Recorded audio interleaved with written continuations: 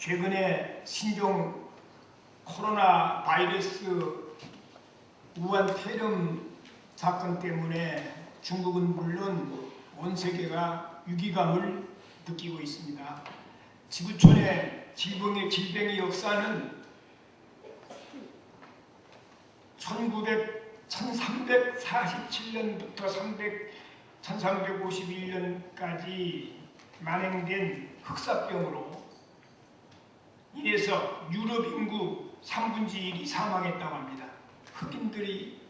백인들이 전부 사람 얼굴이 새까맣게 되는 병인데 흑사병이라고 해서 13세기, 14세기에 유럽의 인구 3분의 1이 죽었으니 엄청난 사람이 질병으로 죽은 사건도 있었습니다. 또 1918년 유행된 스페인 독감 때에는 세계 인구 3분의 1이 감염되어서 5천만 명이 사망을 했고 1957년 아시아 독감으로 200만 명이 죽었고 1968년에 홍콩 감독으로 100만 명이 죽었다고 전하고 있습니다. 21세기 들어와서는 2002년에 사스 그리고 2012년에 메르스 사망자가 1000명을 넘지 않았습니다. 그동안에 많은 의사들의 활동으로 병이 나왔지만 잡을 수가 있었습니다. 그런데 중국 우한 폐렴으로 중국에서는 지금까지 사망자만 2000명이 넘었습니다. 대단한 것입니다. 그것도 짧은 기간 동안에 2000명이 넘은 것은 심상치 않는 큰 질병이라 이렇게 생각하고 있습니다. 성경에서는 이 질병에 대해서 어떻게 말씀하고 있는가 하는 것을 잠시 한번 살펴보기로 하겠습니다. 이 질병은 하나님의 심판의 도구, 하나님의 심판의 도구로 기록이 됐습니다. 여러분, 에레미야 시대에 에레미야 14장 10절 13절에 보면은 이런 말씀이 있습니다. 여호와께서 이 백성에 대하여 말씀하시되 그들이 어그러진 길을 사랑하여 그 말을 금하지 아니하므로 나 여호와가 그들을 받지 아니하고 이제 그들의 죄를 기억하고 그 죄를 벌하리라 하시고 여호와께서 또 내게 이르시되 너는 이 백성을 위하여 복을 구하지도 말고 그들이 금식할지라도 내가 그 부르짖음을 듣지 아니하겠고 번제와 소제를 드릴지라도 내가 그것을 받지 아니할 뿐 아니라 칼과 기근과 연병으로 그들을 멸하리라. 한마디로 말하면 어그러진 길을 사랑한다. 하나님 없는 삐뚤어진 길로 타락의 길로 가는 모습입니다. 그들은 하나님께서 그 백성들을 내가 죄를 기억하고 그들 벌한다. 그 벌이 뭐냐? 칼 재앙, 기근 재앙, 연병 재앙인데 이 칼 재앙은 전통적으로 구약의 칼 재앙은 전쟁을 말합니다. 전쟁을 일으켜서 사람을 솎아내는 일, 기근으로 여름에 비가 오지 않고 한반이나 또는 홍수 같은 재앙으로 사람을 죽이는 것이나 그러나 이 세 가지 병 중에 가장 큰 무서운 질병은 바로 책망은 연병입니다. 전염병이란 말입니다. 전염병. 전염병으로 그들 멸하리라 그랬습니다. 앞으로도 여러분 많은 질병이 고침받았습니다. 또 항생제를 통해서 암까지 치료받습니다. 그러나 슈퍼박테리아라고 해가지고서 전혀 이 땅에 항생제로 치료할 수 없는 병들이 슈퍼박테리아 세균이 새로 생겨갖고 지금도 여러분 우한 폐렴 같은 것은 치료약이 없습니다. 그렇게 새로운 바이러스가 탄생하고 있는 모습입니다. 이것은 어떤 사람들은 그럽니다. 칼과 기근은 부자 사람들이나 권력자들은 전쟁 안 보는 수도 있고 또 기근 때도 부자들은 살 수 있습니다. 근데 하나님이 공평하게 인류를 있는 사람이나 높은 사람이나 밑에 사람이랑 똑같이 돌아가는 징조가 바로 연병입니다. 전염병은요, 돌이 있다고 되는 거 아니에요. 권력이 있다고 되는 거 아닙니다. 높은 사람도 부자도 그 병에 걸리면 좋습니다. 하나님이 공평한 벌이 바로 전염병이라는 것인데 그 하나님의 심판으로 볼 수밖에 없는 것입니다. 여러분, 이번 중국 우한 표련병도 어떻게 생겼는가? 최근 중국이요, 시진핑이 정권을 잡으면서 독재 국가를 하면서 이상하게 첫째로 하는 일이 뭐냐면, 시진핑이 하는 일이 뭐냐면 중국에 있는 모든 교회를 문 닫히게 만들었어요. 모든 선교사를 전부 내보내고 있어요.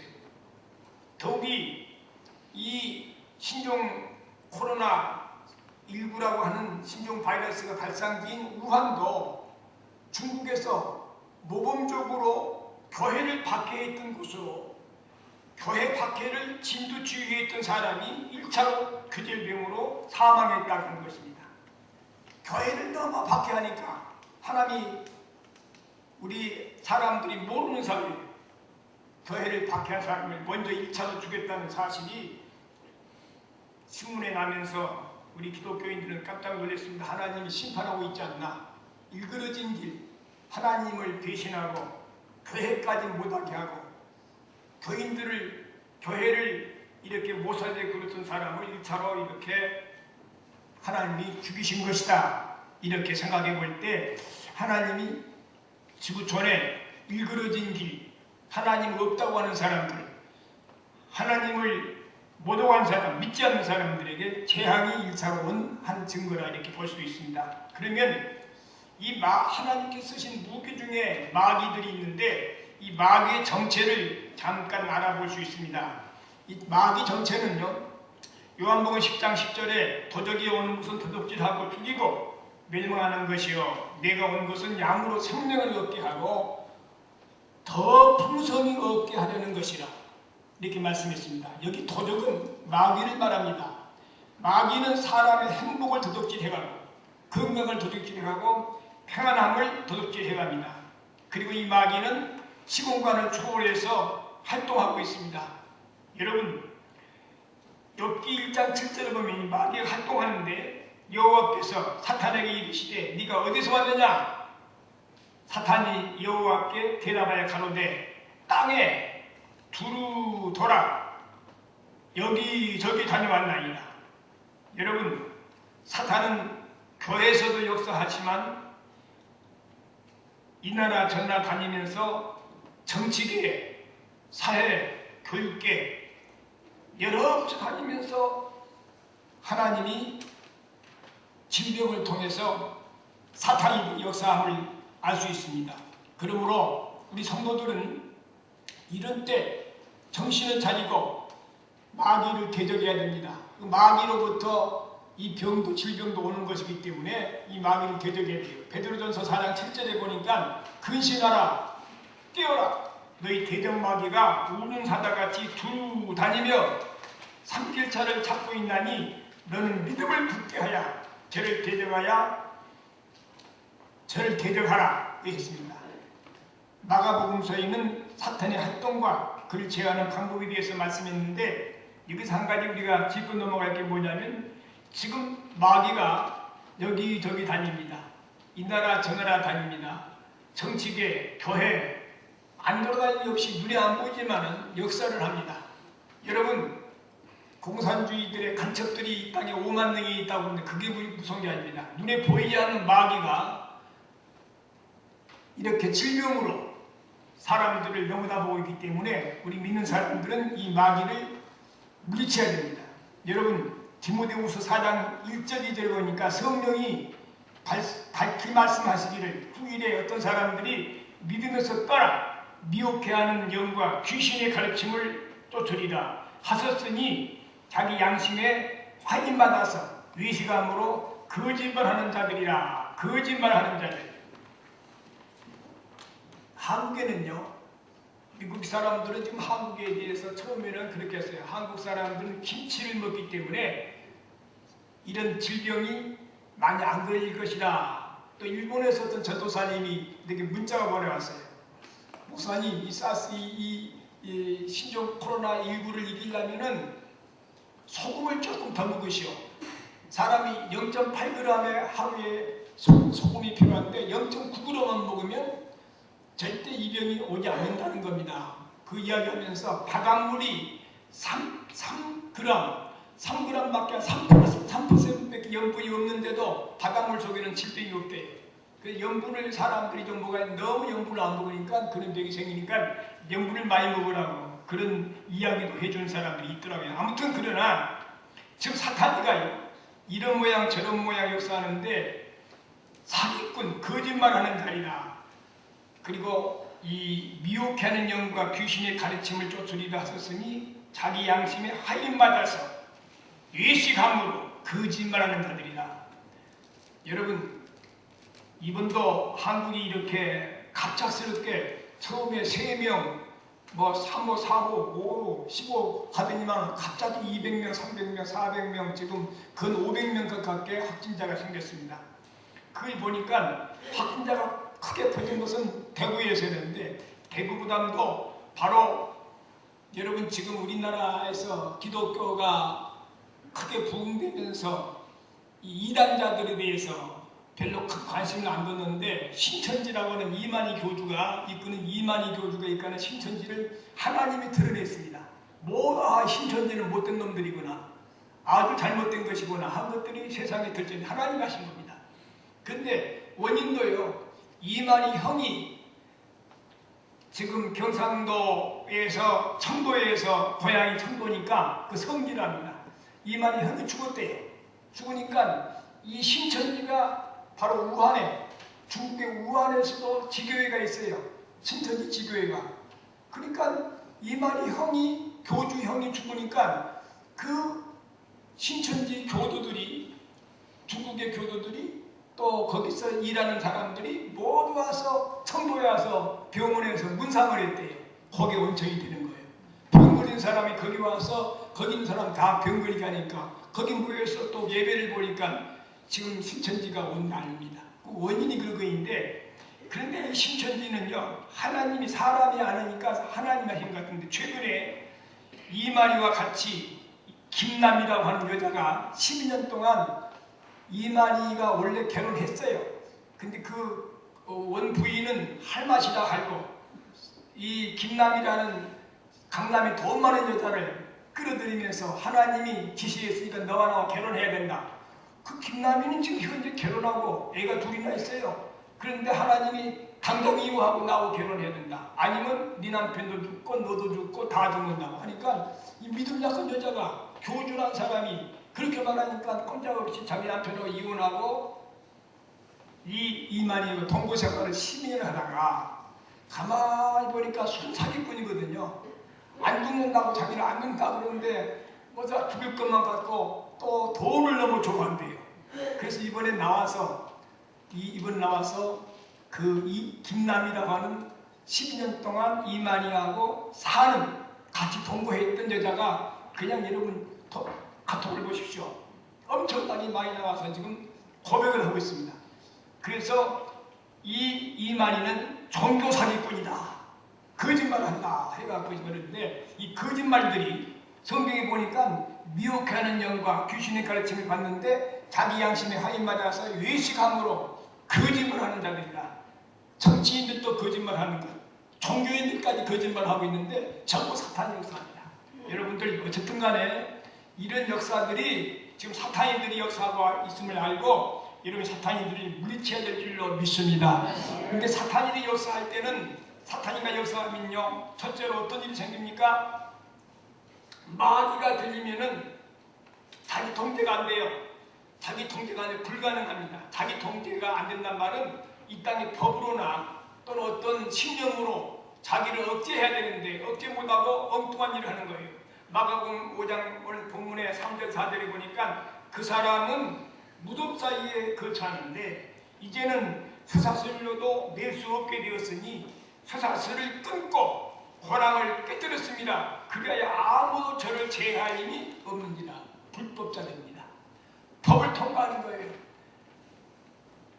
어떤 사람도 힘센 사람도 그를 묶을 수가 없는 거예요. 법으로도 묶을 수 없는 겁니다. 이게 불법자.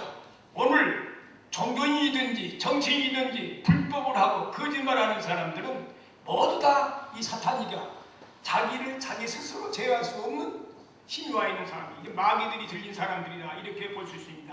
신앙적으로는 담배 먹던 사람 담배 끊지 못하고, 술 먹던 사람 술 못 끊습니다. 마약 들린 사람, 음란마귀 들린 사람들 다 못 끊어요. 다 성령의 불이 와야 끊어지는데 외부로부터 이렇게 마귀를 이겨낼 수 없다는 것인데, 자기 통제가 안 된 사람을 마귀 역사라 이렇게 보는 겁니다. 두 번째는 마귀가 들리면요 자해합니다. 여기 본문에 마가복음 5장 5절에 보니까 밤낮 무덤 사이에서나 산에서나 늘 소리를 지르며 돌로 제 몸을 상하는 거예요. 돌로 남을 치니까 제 몸을 상한다. 자해하는 것입니다. 자해. 자기 죽을 때 했다는 말입니다. 사탄이가 우리에 들어오면요 자해하게 됩니다. 쉽게 말하면 망하는 길로 간다는 겁니다. 사는 길이 있는데 사는 길을 안 택하고 망하는 길로 가는 것을 의미합니다. 여러분, 하나님이 싫어하는 일을 하면서 일그러진 길을 택합니다. 잘못된 길을 갑니다. 좋은 길 많이 놔두고 꼭 못된 길, 망할 길로만 택하는 거예요. 종교인도 그렇고 정치인도 마찬가지예요. 좋은 일이 있고 잘 될 수 있는 길이 있는데 자꾸 망하는 길로 가는 겁니다. 우리나라도 자유민주주의 세계에서 경제대국으로 추앙받고 있는 게 다 해방된 다음에 무기 도와주셔서 살아오는데, 미국을 예면하고 자꾸 중국하고 망하는 중국하고 공산주의 하고 있는 나라하고 자꾸 친해지려고 애를 쓴 것들은 어찌 보면 이 사탄인들이 자기 몸을 자해하는, 지금 잘 되고 70년 동안 역사를 이어오면서 나라가 얼마나 발전했습니까? 그 잘 되어가는 나라를 망가지게 만드는 그런 일을 하는 사람들이 있는데 전부가 사탄의 역사라 이렇게 봐야 됩니다. 그래서 우리 믿는 사람들은 이 마귀를 몰아내야 돼요. 그런데 이 마귀는 사람은 이길 수가 없습니다. 근데 마귀는 천적이 있습니다. 천적이 있는데, 여러분, 천적이란 말이 무슨 말입니까? 쇠는 아무리 강해도 불에 들어가면 노골노골해지는 거예요. 불 속에 들어가면 쇠가 낫이 되고 칼이 되잖아요. 또 그 불은 쇠를 이렇게 노골노골하게 만들지만은 불은 물에 약합니다. 새빨간 쇠라도 물속에 잡아놓으면 금방 약해지잖아요. 천적이 있다는 그런 말입니다. 마귀가 아무리 강해도 결국 마귀는 천적이 있는데, 천적이 있습니다. 천적이 뭔지 압니까? 마귀의 천적은 예수 그리스도입니다. 따라합시다. 마귀의 천적은 예수 그리스도입니다. 얘가 마귀의 천적은 그런 예수 그리스도입니다. 이야기해보세요. 마귀의 천적은 예수라는 그 분이 마귀의 천적입니다. 마가복음 5장 7절에 보세요. 그가 멀리서 예수를 보고 달려와 절하며 큰 소리로 부르짖어가로되 지극히 높으신 하나님 아들 예수여, 나와 당신과 무슨 상관이 있나이까? 원컨대 하나님 앞에 맹세하고 나를 괴롭게 마옵소서. 마귀는 괴로움을 안 타요. 그 예수만 만나면 괴로움을 타는 거예요. 예수만 만나면, 예수만 보면 괴로움을 타는 거예요. 여러분, 수많은 청년을 귀신들게 만들고 병들게 만들고 거짓말하게 하는 사탄의 역사가 예수만 보면 도망가는 거예요. 예수만 무서워하는 거예요. 괴롭게 마옵소서. 이 말씀은 마귀가 사람 속에 들어가면 나쁜 짓을 하는데, 이렇게 사탄에게 결국 사탄이 예수를 보고서 놀린 사건입니다. 그러므로 우리 성도들은 마귀로 인한 괴로움이 있으면 예수 이름으로 기도해서 마귀를 물리쳐야 될 줄로 믿습니다. 반드시 예수 이름 앞에는 마귀가 물러갑니다. 그러므로 우리 예수 믿는 사람 마귀를 물리쳐야 돼요. 근데 마귀를 물리치는 무기가 여러 가지가 있습니다. 마귀 물리치는 무기가 여러 가지가 있는데, 여러분 특별히 예수 믿는 사람 마귀 물리치는 무기, 기도입니다. 기도가 마귀를 물리칩니다. 여러분, 예수님께서 복음 전할 때 예수님 많은 귀신 들린 사람을 쫓아냈어요. 제자들이 있다가 예수님, 당신은 그 귀신 들린 사람만 쫓아내는데 우리들은 왜 못 쫓아냅니까? 우리들도 마귀 쫓아내게 해달라고 그러니까 예수님 마가복음 9장 29절에 이르시되 기도에 다른 것으로서는 이런 유가 나갈 수 없다. 기도하면 마귀 물리치는데 기도는 안 하기 때문에 그런다 하면서 기도하라고 가르쳐 주시고 있습니다. 마가복음 16장 19절에 믿는 사람에게 이런 표적이 따르니 내 이름으로 귀신을 쫓아내며 새까만을 말하며 귀신은 예수 이름으로 물리치십니다. 그렇기 때문에 마귀는 기도고 천적이 기도고 예수 이름입니다. 예수 이름. 여러분 예수 이름을 자주 부르세요. 예수 이름 자주 부른단 말이니까 예배를 합니다. 가정 예배도 드리시고 새벽 예배도 드리고 늘 드리세요. 이번에 제가 마음이 아픈 것은 이 교회도 50년 역사가 지금 100년이면 된다는데 50년 역사 만에 공적 예배가 폐지한 일은 한 번도 없었어요. 50년 만에 물론 뭐 관에서 억지로 하면 죽음을 무릅쓰고 해야 되지요. 그러나 다른 주민들이나 다른 사람 생각해서 이번 수요일날 금요일 공적 예배를 폐한다 이런 말은 한 번 들어본 적이 없고 나 해본 적이 없어요. 제가 그 말 들으면서 마음이 좀 슬프더라고요. 야 하나님 이게 무슨 징조입니까? 지금은 우리 스스로 무한 폐렴 때문에 우리가 다른 사람들 주변 사람들 때문에 하지만은 앞으로 공산당에 대해서 교회 문 닫히게 하라 라고 했더니 어떻게 할 것인가? 이게 신호가 아니겠나 생각이 돼서 걱정스러워요. 물론 주일날 예배 건답하지만은 수요일 공적 예배를 폐한다?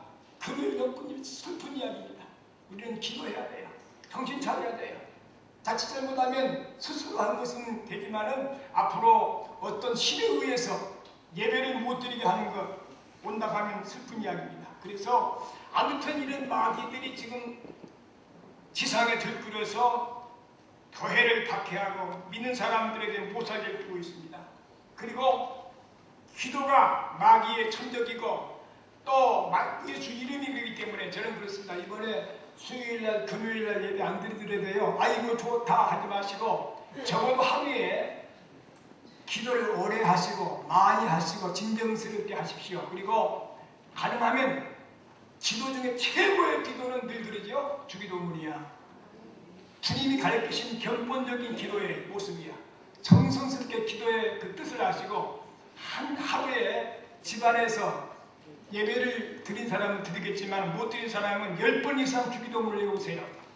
10번 이상 주기도문 외우면 그게 예수님의 기도, 평온적인 기도예요. 금요일날 수요일날 예배 안 드리더라도 더 많이 기도하셔서 예수 이름을 부르시고 찬양을 드리시고 기도와 승리하게 되기 바랍니다. 그리고 특별히 마귀를 이기는 무기 중에 가장 중요한 것은 찬송입니다. 389장 2절에 원수 마귀 모두 쫓겨가기는 예수 이름 믿고 겁이 납니다. 우리 찬송 듣고 지옥 들리니 형제들아 찬송합시다. 믿는 사람들아 분변 같으니 앞에 가신 줄을 따라갑시다. 우리 원수 마귀가 쫓겨가기는 예수 이름 듣고 찬송을 부르고 쫓겨갑니다. 제가 한참 부흥회 다닐 때에 광탄이라는 교회 부흥회 갔습니다. 찬악기들을 인도하는데 어떤 젊은 부인이 와서 막 울어요. 미쳤어요. 사람 미쳐갖고 막 우는데 나중에 보니까 내가 네 이름이 뭐냐니까 귀신이라고 하더라고요. 그 날짜까지 자기 들어간 날짜까지 다 말하더라고요. 귀신하고 이야기합니다. 그런데 찬송을 교인들이 뺑 둘러한 찬송을 막 불러서 그때 막 귀를 틀어놓고 찬송소리가 듣기 싫다고 그냥 그래서 사탄이가 제일 싫어하는 소리가 기도 소리, 제일 싫어하는 소리가 찬송 소리예요. 그러니까 여러분 집안에서 가정 예배 드리면서 여러분 집안에 있는 마귀를 물리치기 바랍니다.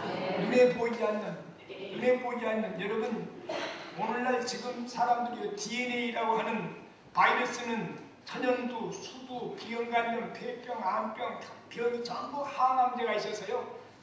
그 항생제가 있어서 다 치료할 수 있습니다. 그런데 지금 RNA라고 하는 바이러스는 돌연변에 슈퍼박테리아가 생겨갖고 머리카락에 만분지 1 정도로 머리카락 잘라놓은 것처럼 세균이 그렇게 작다. 눈에 안 보인다니까. 안 보이는 세균이 들어오는 거예요. 박테리아가 새로 만들었는데 지금 그래서 이 DNA라고 하는 병은 다 치료한대요. 거의 다 병원에서. 근데 지금 약이 없는 것은 RNA라고 하는 바이러스가 들어와서 있다는데 이 병은 눈에 보이지도 않는 것인데 사람이 병이 들면 병 고치잖아요. 옛날 폐병도 못 고치잖아요. 폐병 났잖아요. 암도 못 고치면 고치잖아요. 계속 고치는데 지금 계속해서 고치면 고칠수록 하나님이 새로운 병을 슈퍼박테리아 같은 거 그래서 지금 여기서 하는데 그 병을 하나님 주신 병은 사람이 나눌 수 없대요. 마지막 때는 이 땅의 모든 지구촌의 사람들을 같이 멸망할 때는요 전쟁이 아니래요. 핵폭탄이 아니래요.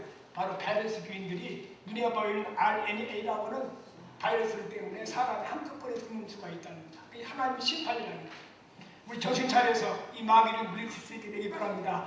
가정마다 사탄이들이 들어올 때 이런 마귀들이 들어오는 것인데 이 사탄이들이 이렇게 전염병을 통해 사람을 괴롭히는데 마귀를 물리칠 수 있게 되기를 바랍니다.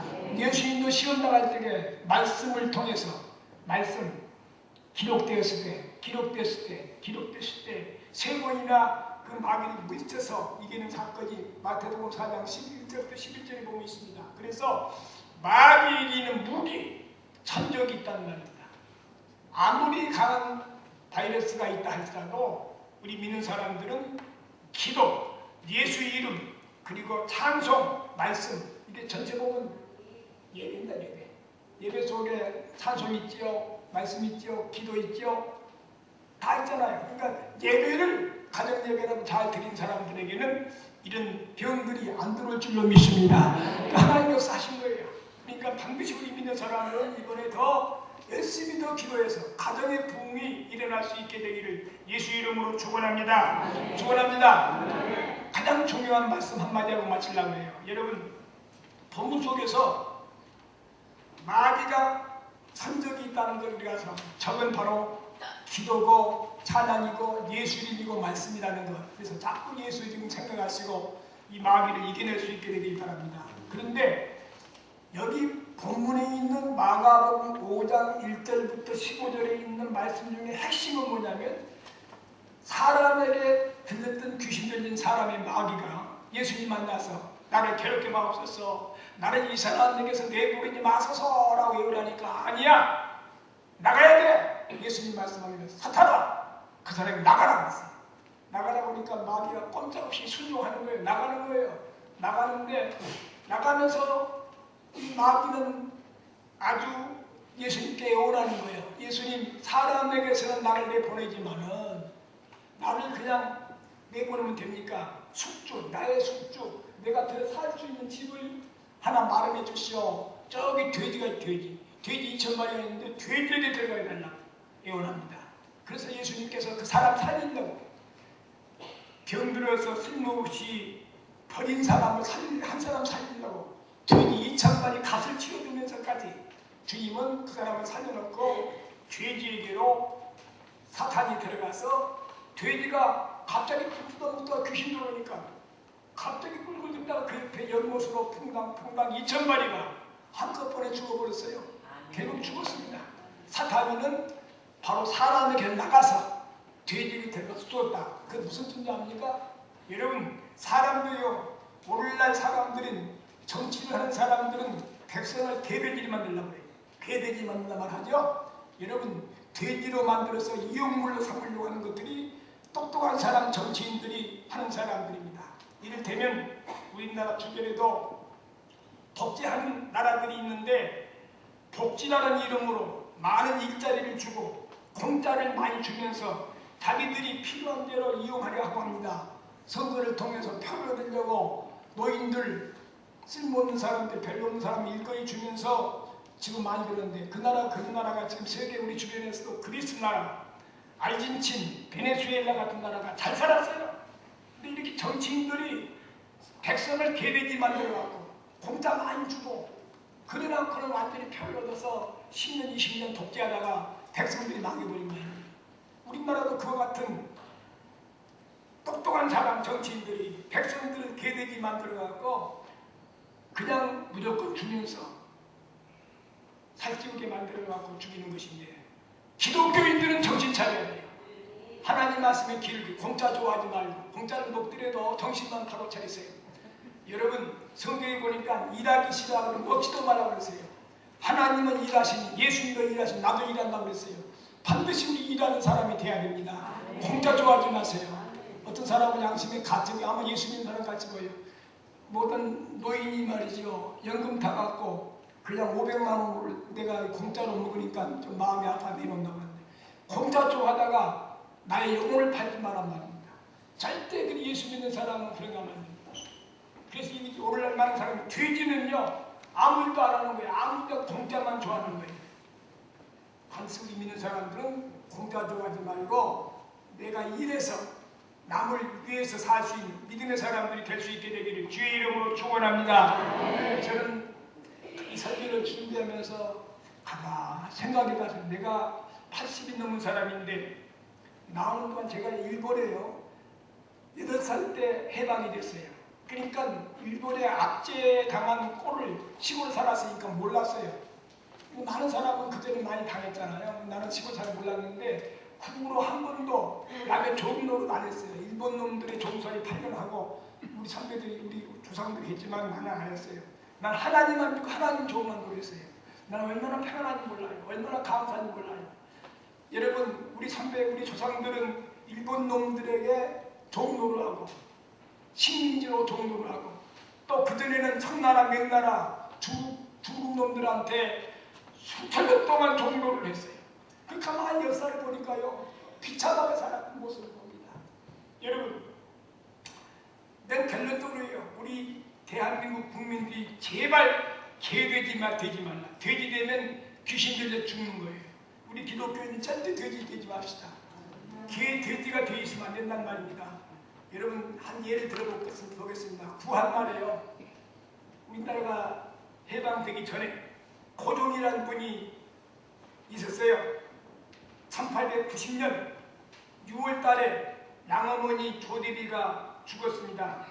그때 청나라 황제에게 보낸 서신 내용입니다. 그때 청나라 황제가 누구냐면 원세계라는 총독인데 아주 못되게 젊은 놈인데 23살에 한국에 총독으로 왔어요. 와갖고 얼마나 한국 사람 이런 편지를 보냈습니다. 양어머니 조대비가 서거했을 때 청나라 황제에게 보낸 서신 내용입니다. 당신의 신하 조선의 왕 이이는 고종황제 이름이 희야 희. 이 26살의 시인데 이희는 어머니 조씨가 서거했음을 공손히 알립니다. 아니 23살밖에 안 먹은 말이죠. 원세계한테 고종이라는 사람이 청나라 왕한테 보고드린 겁니다. 저는 폐하 앞에 큰 걱정과 슬픔에 잠겨 무릎을 꿇습니다. 왕이요. 우리나라 왕이 천국의 청나라의 총독 앞에 무릎을 꿇습니다. 종은 폐하께서 자비롭게 배려해 주시기를 청합니다. 여러분 그 말을 들을 때 우리나라 왕이 청나라의 젊은 원세계한테 이런 편지를 썼던 것 같으면 백성들은 먹었어요. 종의 종이지요. 우리나라는 황제의 종들인데 또 그 왕 앞에 종이 또 있다니 기가 막히니 우리 선배들은 참 옛날 역사에 살면 얼마나 많이 고생한지 몰라요. 그걸 생각하니까 고통이